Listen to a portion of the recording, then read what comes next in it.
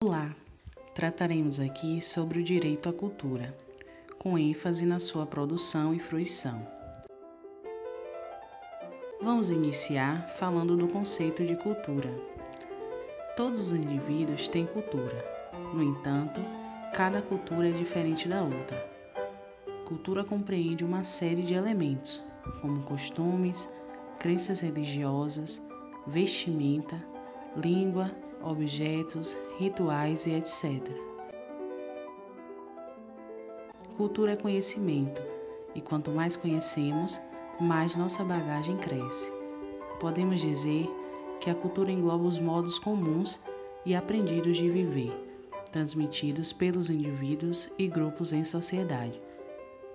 Para além de um conjunto de práticas artísticas, tradições ou crenças religiosas, devemos compreender a cultura como uma dimensão da vida cotidiana de determinada sociedade. No artigo 27 dos Direitos Humanos, diz que, abre aspas, toda pessoa tem o direito de tomar parte livremente na vida cultural da comunidade, de fruir as artes e de participar no progresso científico e nos benefícios que destes resultam.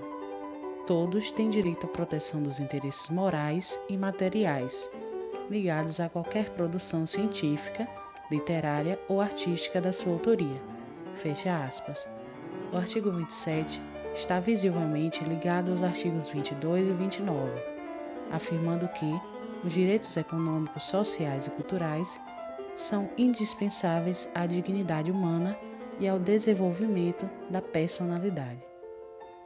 Juntos, eles nos garantem padrões mínimos básicos de vida, mas também para ajudar no desenvolvimento de todos.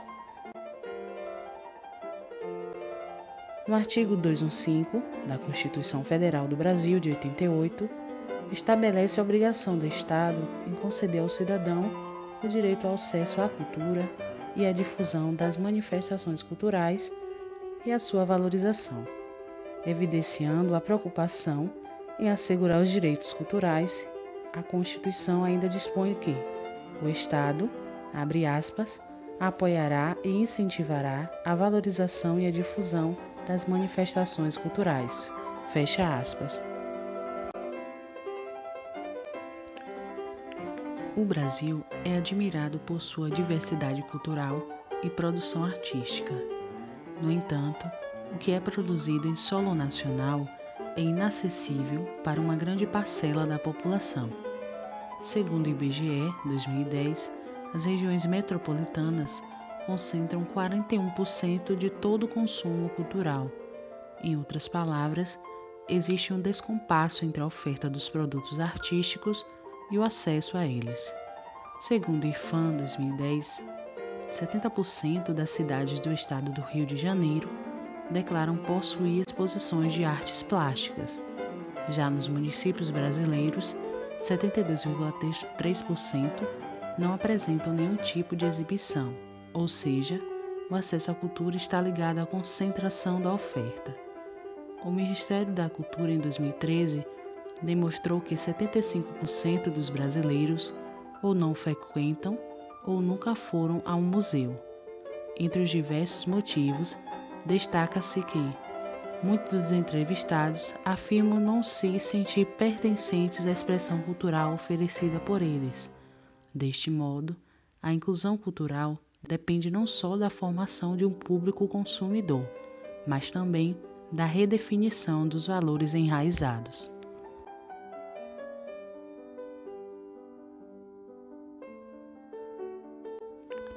Nas áreas de periferia, onde está localizada a maior parte da população brasileira, não há teatros, concertos ou museus, no máximo um shopping center com cinema, ou seja, fica explícito uma limitação financeira e social de quem pode ter acesso a várias formas de manifestações culturais.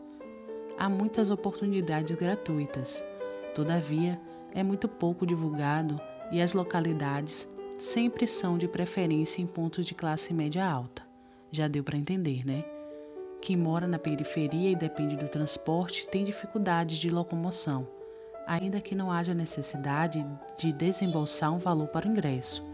Outro ponto é que a maioria dos espetáculos ocorre em horários e dias não muito adequados para o indivíduo de classe baixa que não possui carro próprio.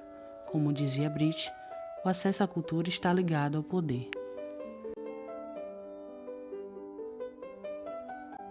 Voltando nossos olhos para a produção cultural, sabemos que financeiramente o veículo de cultura mais seguro para os artistas, de modo amplo, é a visibilidade televisiva. E para alcançar este meio, envolve vários aspectos, por exemplo, oportunidade, condições financeiras, contatos, além do talento. Sabia que o custo para a produção da atividade cultural para o artista é alto? Pois é, a produção cultural não consegue se sustentar por si só e fica à mercê do financiamento da iniciativa privada ou da abertura de editais de empresas estatais. Portanto, as ações governamentais devem não somente ampliar a oferta de eventos e espaços voltados para as atividades culturais, mas também aumentar os estímulos para que os cidadãos os frequentem, assim como facilitar a produção de cultura por artistas independentes. Tá, já vimos a cultura em um nível amplo, o Brasil, mas agora vamos falar sobre o nosso Nordeste. É nítido que há uma má distribuição geográfica que impede o acesso à cultura, pois existem muitas cidades no interior do Nordeste que sofrem com a falta dos eventos culturais.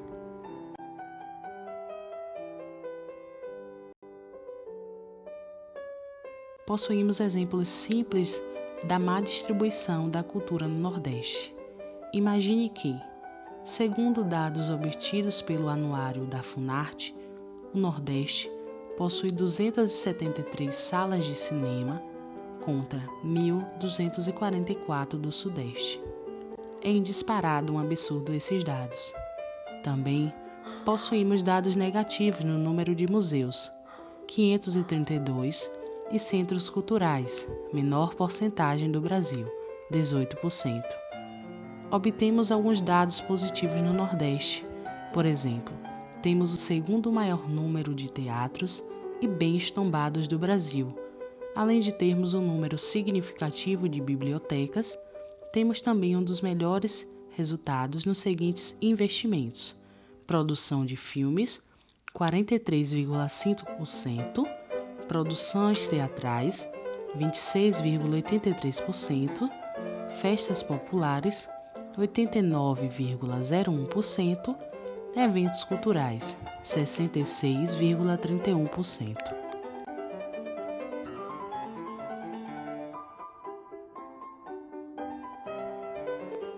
Estamos em um momento em que o governo se encontra em colapso.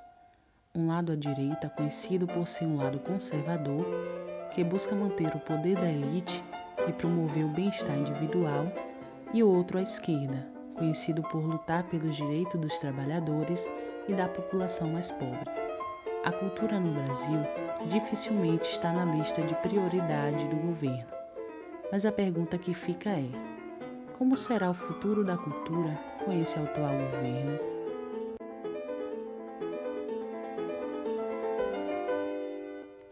A pasta Ministério da Cultura, MINC, foi extinta e transformada em Secretaria Especial da Cultura. Atualmente, existe uma constante estabilidade no comando da pasta, que já passou por 2 ministérios e por 4 secretários. E o último e conhecido nome foi o da atriz Regina Duarte, que já deixou o cargo. A trajetória dela ficou conhecida como noivado, casamento e divórcio, pois antes mesmo de assumir a pasta, ela passou por uma fase de testes que o presidente chamou de noivado. O seu casamento durou pouco, pois as nomeações que ela fez não ficaram muito bem vistas, por não compactuarem de uma mesma ideologia ao governo, e assim logo veio o divórcio.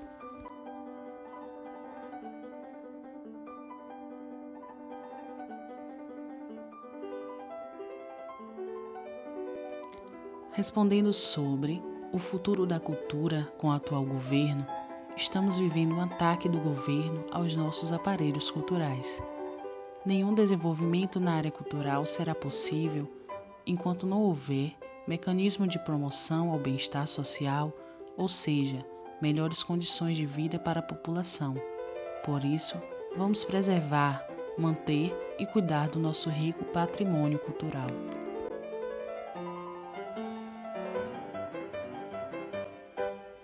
Porém, temos que usufruir e cobrar nossos direitos assegurados por lei, para que nosso patrimônio cultural seja preservado e cresça exponencialmente, conforme o crescimento das demais regiões.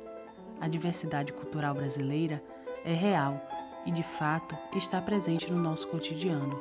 Porém, ela deveria ser diversa e abranger tudo e todos, e não ser segregada por classe, cor ou religião. Valorize, respeite a cultura.